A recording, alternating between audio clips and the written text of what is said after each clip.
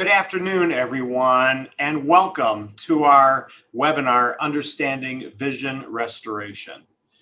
For those of you who are familiar with Glaucoma Research Foundation, you already know this, and that is that glaucoma is a devastating blinding eye disease.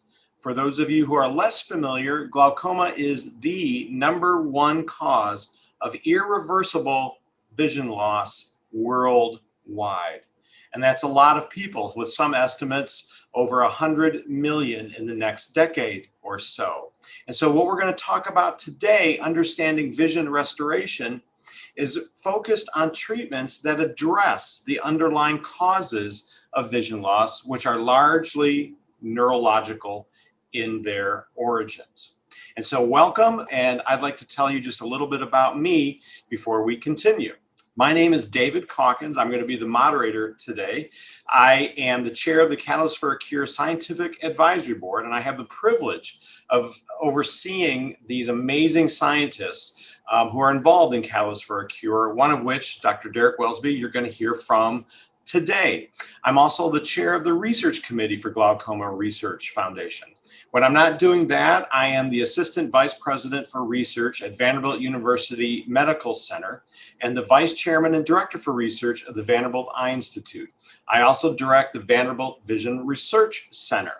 And I'm a trained neuroscientist. And that's how our focus began with Catalyst for Cure many, many years ago, by focusing on the underlying roots of vision loss in the retina and in the optic nerve. And now what I'd like to do is introduce our speaker, Dr. Derek Welsby, who's not only a talented scientist, but a glaucoma specialist as well. Derek is one of the members of the Catalyst for a Cure right now and has trained in glaucoma for a long time. He was the chief resident and also did glaucoma fellowship at the Johns Hopkins University, and then moved from Baltimore to the University of California at San Diego. He is very, very, very active in both medical ophthalmology and also surgical ophthalmology, specializes once again in glaucoma. And in his spare time, which I imagine is not much at all, he happens to have a wonderful laboratory where he uses something called high-throughput genetics to search for new therapies for glaucoma. So Derek, welcome, and the floor is yours. Thank you very much. Thank you to Dr. Calkins and the GRF for inviting me here to speak on behalf of the entire Catalyst for the Cure team. So this is the location where my lab does research, but there are 3 other team members for the Catalyst for the Cure. And the work you're going to hear about today is the collaboration of all 4 of us. So even though it's me presenting, this is really work done as a team. And that team consists of Xin Duan at UCSF, Anna Latorre at UC Davis, and Young Hu at Stanford. So first, let's start with some background. Here is a cartoon of an eyeball, and you're seeing it visualizing light. As people might know, the eye focuses the light onto a tissue in the back of the eyeball called the retina. Now, the retina is made up of many different types of cells, but the one in particular that's relevant to glaucoma is called an optic nerve cell. You'll sometimes hear me slip and call it a retinal ganglion cell, which is the terminology we use in science, but it's the same idea. Now, I'm showing you one optic nerve cell. In reality, there are about 1 million optic nerve cells lining the retina, with each one responsible for about 1 pixel of your vision. And each optic nerve cell has a long fiber that connects that point on the retina to a corresponding point on the brain. Now, if we looked in the optic nerve, all the optic nerve is a collection of those fibers. So if we looked inside, we would see about 1 million of those fibers, 1 for each of those optic nerve cells. So what happens? Light is focused by the eye onto the retina. That information is processed by the retina and then transmitted via the optic nerve cell, via that long fiber, back up to the optic nerve, back to the brain, where we experience that as vision. So what happens in glaucoma? So what I'm showing you now is a photograph of a retina. This is what your ophthalmologist sees when they dilate your eye and they look in. We can't see individual optic nerve cells, but we can see where their fibers coalesce at the optic nerve, as shown here. So just to make things easier, I've overlaid a cartoon showing 12 optic nerve cells. And of course, there are a million here, but I'm only showing you 12. So what happens in glaucoma? So first, I'm going to show you also the visual field. So this is what the patient sees when we test them with the perimeter. And this little area right here, that is your optic nerve. That's normal. It's called the physiologic blind spot. So everyone has this dark area. Also, remember that the optics of the eye invert the image so that things are flipped. So what happens is you have injury at the optic nerve head. That leads to degeneration of the fiber of the optic nerve cell. And after that, you get death of the optic nerve cell. And that sequence of injury, fiber degeneration, and cell death was actually discovered by Dr. Calkins and his collaborators in the first catalyst for the cure. Well, once those optic nerve cells die, that point on the retina is no longer connected to the brain. And so that disconnected area forms a visual field defect. As the disease progresses, more and more cells die, and more areas become disconnected, leading to enlargement of the blind spot, as shown here. Eventually, this continues, and patients, unfortunately, can lose all their optic nerve cells, which means no part of the retina is connected to the brain, and the patient can have total darkness in the eye. So, what do we do to treat this? All of our treatments, whether you've heard about the various eye drops, or laser therapies, or surgical interventions where we take you to the OR and we do cutting and sewing surgery, all of them work by lowering eye pressure. In fact, we've been lowering eye pressure for 150 years for glaucoma, and that's the only treatment available. What's interesting, if you look at glaucoma patients as a population, only about half have ever even had an elevated eye pressure. And this speaks to the idea that Dr. Calkins talked about, which is that glaucoma is a neurologic disease. It's a neurodegenerative disease characterized by the death of these neurons, these nerve cells called optic nerve cells. It's not an eye pressure disease, but eye pressure is a major risk factor. And so we can do a good job of controlling the disease in some patients by lowering eye pressure. But the disease at its crux is really a neurologic disease. Another thing to keep in mind is that when you look at patients who are followed by glaucoma specialists at major academic centers, one will find that patients continue to go blind despite pressure lowering some years after their diagnosis. In other words, pressure lowering is good, but it is not a perfect therapy. So for both of these reasons, we need to understand what's actually going on with these nerve cells and come up with ways to block that and to allow these cells to regenerate. In 2021, for patients who have lost all of their optic nerve cells, or a majority of their optic nerve cells, and who have loss of vision, we have no treatments to restore vision. In fact, for those that are totally blind, we can offer them only the cane or the dog. So what are our challenges at the Catalyst for the Cure? Well, I think it's really two things. One, to protect the cells you already have, and two, replace the cells that have been lost.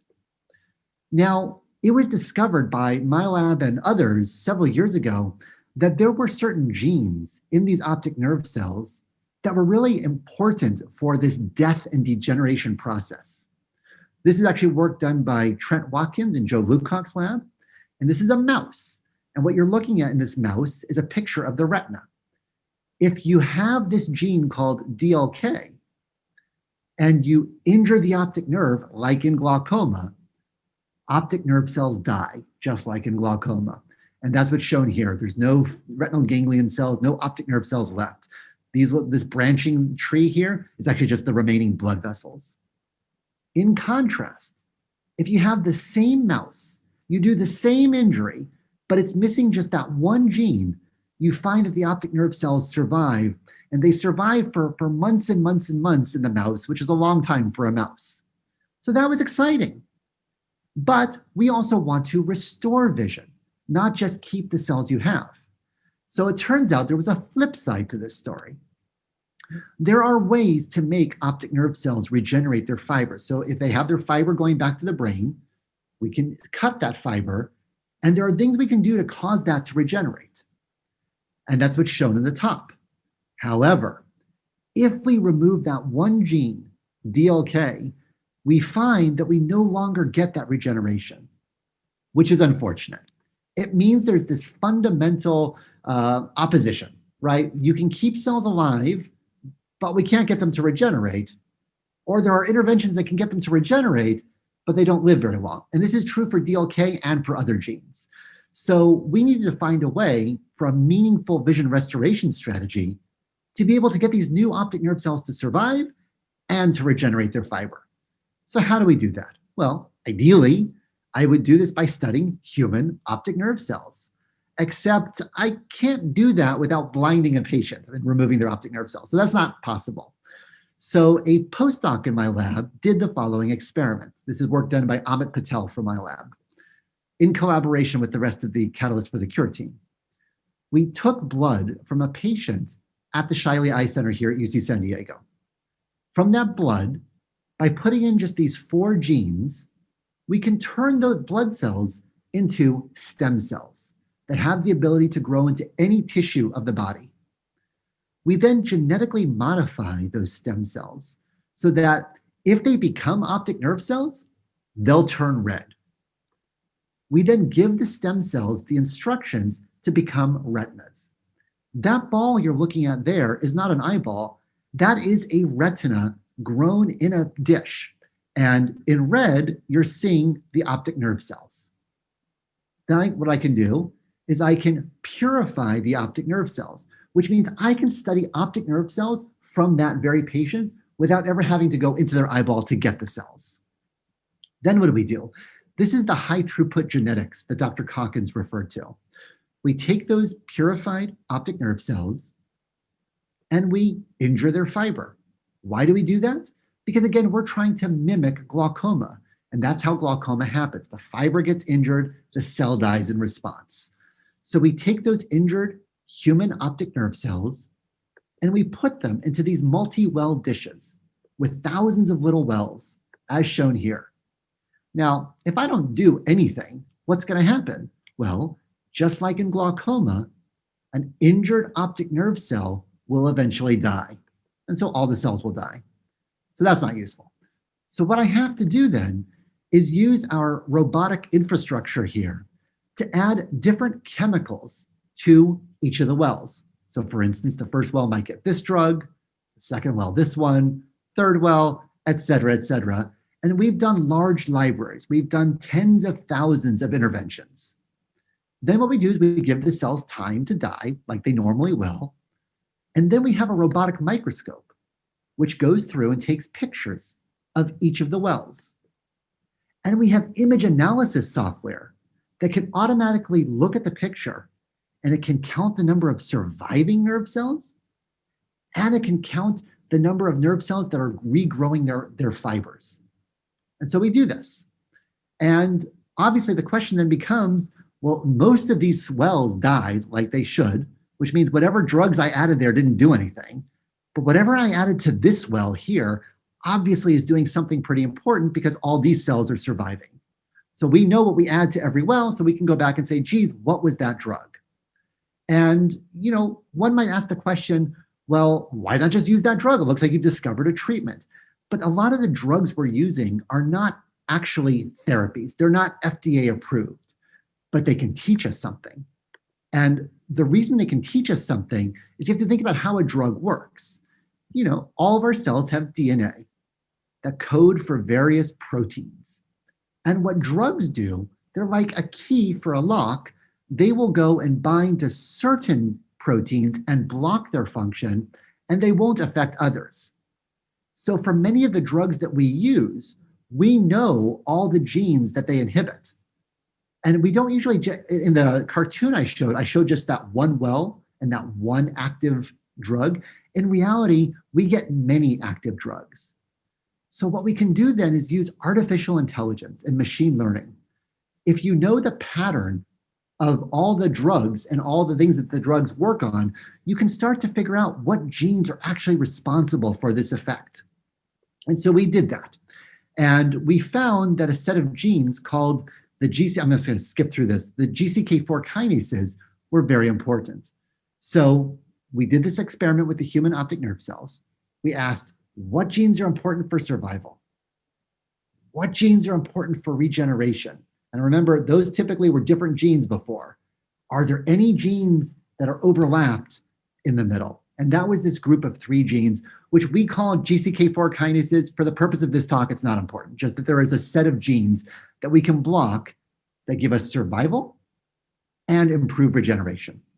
So this is actually what it looks like. These are human optic nerve cells. And on the left is what happens to human optic nerve cells if I injure them, if I injure their fibers. So watch each of the cells and watch the fibers degenerate over time, such that by the end of the time-lapse photography, there's really no fibers left. In contrast, by inhibiting the genes that we discovered through this high-throughput genetic approach, watch what happens to these human optic nerve cells. They're injured just like in the left, but now at the end of the time-lapse photography, you see many of them continue to look healthy with healthy fibers. Now, this was obviously very exciting for us because we had found a set of genes that could give you survival and regeneration. But in all fairness, this is just on plastic. We wanted to make sure this was true in an actual animal.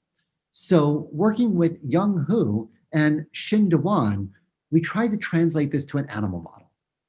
And to do that, we used CRISPR gene editing. You may have heard about this. It's got a lot of good popular press recently. CRISPRs are like molecular scissors. Using this CRISPR technology, I can go in and selectively delete whatever gene I want.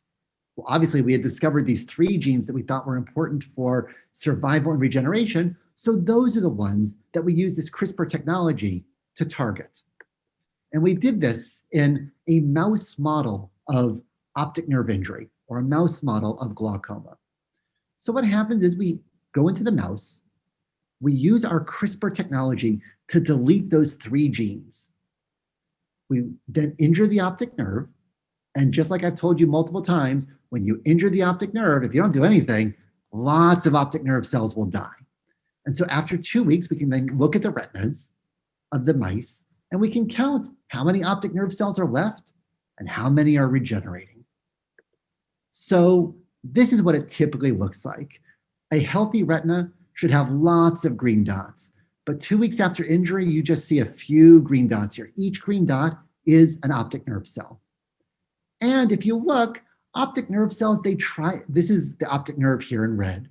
This is the site of the injury. These optic nerve cells, they try to regenerate their fibers, but they don't get very far. Obviously, if we could regenerate optic nerve fibers, that would be vision restoration. And this is the problem. So now let's go back to that first therapy I told you about before, DLK. If I inhibit DLK, the protection is profound. I get lots of surviving optic nerve cells. But if you look at their regeneration, just like I showed you before, it's actually worse. It's gone the wrong direction. So this first generation therapy was very good at keeping cells alive, but couldn't get you the regeneration. And in fact, it made regeneration worse. These new genes that we discovered through this high throughput genetic approach, we could get the same level of survival, but now we get massive optic nerve regeneration. And one of the things that the Catalyst for the Cure team is working on is now taking these 3 genes that give you this regeneration and combining with other interventions that have been discovered by other scientists to see if we can really get long distance regeneration of the optic nerve and restoration of function. So one thing that we were very excited about is that we basically demonstrated that regeneration and protection are not always in opposition. There are ways to get both, and that's critical. Well, what's an application of this? As I mentioned, we want to restore vision. And to restore vision is going to take replacing optic nerve cells.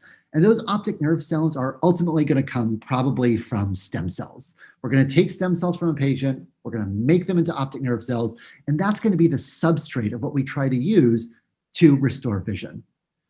Anna Latorre is a developmental biologist and works on these stem cell-derived retinas. And it's been known for a long time that if you make these stem cell-derived retinas in a dish, you can make optic nerve cells, just like the red dots I showed you before. But if you just wait long enough, they die. So we thought, well, maybe our therapy here could be used to improve the transplanted optic nerve cells, the stem cell-derived retinal ganglion cells. So she did an experiment, which is very busy. And I'm just going to tell you like the take-home point. And the take-home point is if you look at the number of green dots here in one of those retinal balls, one of those retinas grown in a dish, you see very few surviving bright green dots. But if you inhibit those 3 genes, you see many, many more surviving optic nerve cells, and they're each regrowing fibers, which is what you would want from your transplanted optic nerve cell.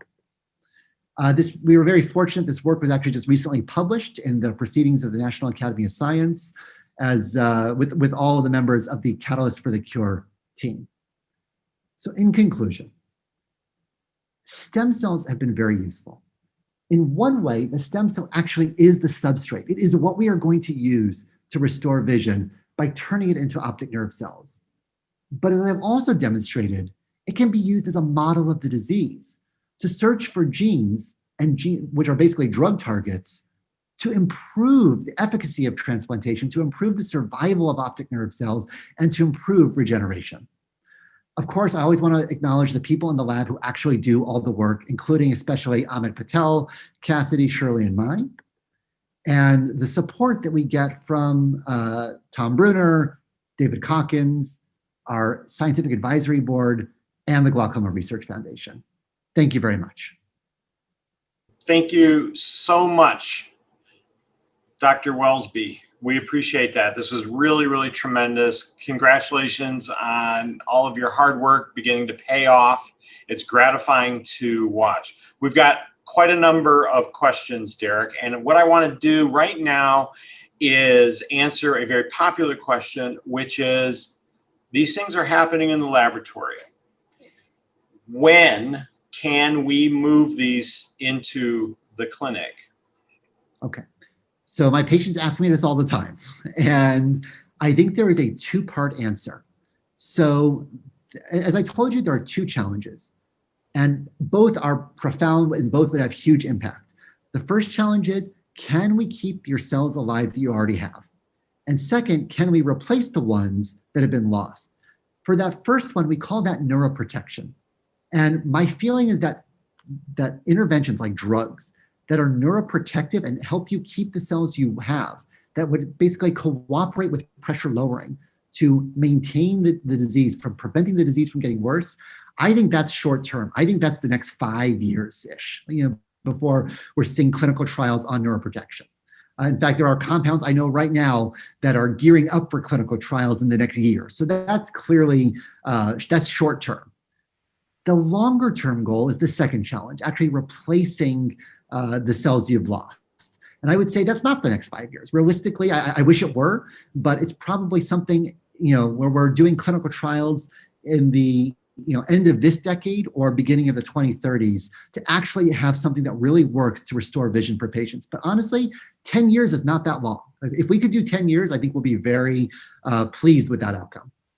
Well, Derek, I think I speak for many people in the audience when I say 10 years may not be long for you, but it is long for others. So what I'm hearing you say, Derek, is that these are experimental compounds that you're working with in the laboratory. They're not yet ready for use in patients and therefore have not been approved by the FDA or any other health agency in the world. Correct. Right. And folks, this is why supporting Glaucoma Research Foundation is so critical, because there are many, many hurdles that Derek and his team need to go through in order to bring these experimental treatments to the clinic. And so, Derek, along those lines, How long or when would you say we are going to be able to try in human beings a stem cell replacement therapy as we are trying with some other diseases? Right. So again, I think that you're looking at probably the end of the 2020s. So, before, I want to make sure everyone understands what the challenge is, because, it is unsatisfying to hear someone say, oh, it's 10 years away, but there's a reason for that. Okay. So think about what has to happen. We take this optic nerve cell, we put it into the eye, into the vitreous, which is the center, the big, cavity in the middle of the eye. It's got to make its way into the retina, connect to all the retinal cells, regrow its fiber, grow the fiber back to the brain, and connect appropriately. That's a lot of challenges. And I'll tell you, people have been working on this for 50 or 60 years to try to get this to happen. There has probably been more progress in the last 5 years than the preceding 45 years combined. There has been tremendous advance in terms of being able to achieve each of those steps. So I would say that the first step is going to be to try this in a non-human primate, models of which, for instance, Dr. Calkins is working on. And once we start to see evidence that we can get this to work in a non-human primate, then I think we're looking at clinical trials in humans at the end, probably at the end of this decade. Understand that there's a lot of safety considerations you want to make sure you've hammered out before you go to a human clinical trial. Stem cells are great, but stem cells can turn into anything. And so you got to make sure you have a very controlled process. You really understand what you're doing. So Derek, our hope is that these neuroprotective and neuroregenerative therapies are going to work in all kinds of optic nerve injury and disease. So would you anticipate that regardless of the form of glaucoma, these therapies would be useful? That's a great question. And, I would say, here's where we're most confident. All of our animal models that we use for glaucoma, we raise the eye pressure of the animal, we produce glaucoma, and we show that our interventions are protective. So for those patients who have high eye pressure glaucoma, honestly, from my point of view as a glaucoma specialist, I would say it's probably not going to matter what caused your high eye pressure. Those compounds will be protective. Now, I think there's a little bit more equipoise about whether these will be active in patients who have glaucoma with low eye pressure. I would imagine, yes. I don't think the disease is actually that different when it happens at lower eye pressure versus higher eye pressure. But in all fairness, that's not what the animal models study. And so again, it will just take clinical trials to demonstrate that that's true. But what's also exciting is these neuroprotective interventions, while they'll work across a spectrum of glaucoma types, I think it's going to extend beyond that. There are other ways, although this group is probably focused on glaucoma, there's other ways to kill these optic nerve cells. Some patients have strokes of their optic nerves. Others inherit genetic diseases of their optic nerves. Others have mechanical damage to their optic nerves. And they all do the same thing as glaucoma, which is they lead to that irreversible disconnection of the retina. And these neuroprotective interventions and these vision restoration strategies will be equally applicable to that group. That's awesome. So Derek, you and I both know that most glaucoma patients will go through a regimen of applying eye drops, then applying more eye drops, maybe a surgery or two, then a surgery plus eye drops. We're all hopeful that these treatments will arrive soon. And that begs the question, are there current treatments now that might preclude someone from receiving a regenerative therapy later? Or do you recommend that everyone stay the course according to what their physicians recommend? Yeah, I would say like right now, we should use 2021 technology to treat our patients. And so we do the best with what we have available today. So what do I have in my toolkit as a glaucoma specialist? Just like what you said, I've got, essentially 5 different classes of medications. I've got one laser and I've got a whole toolkit of surgical interventions. And depending on the patient, I can do whatever I need to lower the eye pressure. Now, I'll tell you, for some patients, I've got to work pretty hard to get that pressure lower. And in some people, there are consequences to trying to do that. So that's why we need these neuroprotective interventions. My guess, and without knowing what the therapy will be, the neuroprotection in the future, it's hard to answer this, but I'll just say it is probable that it won't matter what a patient has done up till now to be eligible for a future therapy. So again, that's not an absolute, but it's probably the case. So do whatever you got to do to control your disease today. And my guess is if something great emerges, and we're very optimistic, you'll probably be just as eligible as if you had chosen some other therapy. That's right. And Derek, they will hear me scream from Nashville, Tennessee in joy when that day arrives. And so what I'm hearing you say is that right now in 2021, you've got a certain toolkit that you're able to use of FDA approved treatments. And chances are those are the treatments that your patients and other patients are already receiving. So Derek, you and I both know a famous scientist named David St. Clair at Harvard. And David studies the aging brain. We talk a lot about pressure in glaucoma, but in fact, age is one of the leading risk factors. This is an age-related neurodegenerative disorder. Would you please comment on the genetics work that David St. Clair is doing and how that might be applicable to our glaucoma patients today? So it's very exciting work and very interesting work. So let's take a step back. If you remember from my presentation, I said that we would get blood from a patient here at the UC San Diego Eye Center, Shiley Eye Center. We would take those blood cells and we would put in these 4 genes. And by putting in those 4 genes, I can turn that patient's blood cell into a stem cell that could turn into anything.